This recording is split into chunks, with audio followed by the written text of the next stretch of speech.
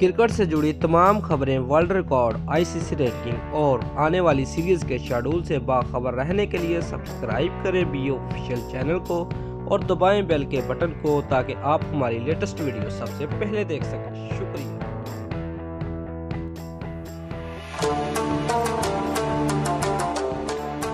दोस्तों, बीसीसीआई और आईसीसी के दरमियान टैक्स को लेकर खासा टकराव हो रहा है और इसका कोई इख्तिताम नजर नहीं आ रहा। साल 2016 में हिंदुस्तान में वर्ल्ड टी20 का इनकार किया गया था।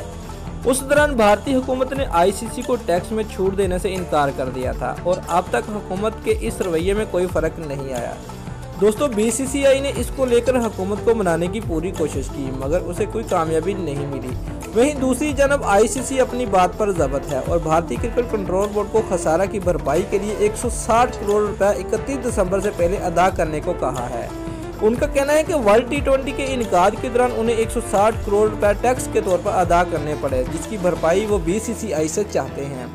दोस्तों, स्टार टीवी जो आईसीसी के सभी टूर्नामेंटों का ऑफिशियल ब्रॉडकास्टर है, उसने सभी टैक्सों को काटने के बाद आईसीसी को रकम दी थी। आईसीसी का अब कहना है कि बीसीसीआई इस नुकसान को पूरा करे। दोस्तों, आईसीसी सबसे पहले इस मसले को इस साल अक्टूबर में सिंगापुर में होने वाली मीटिंग में उठाया था। भारतीय बोर्ड फिलहाल सुप्रीम कोर्ट की तश्कील करदे इंतजामी कमेटी की निगरानी में चल रहा है। अब उनके पास आईसीसी की मांग को पूरा करने के लिए सिर्फ 10 दिन बाकी हैं।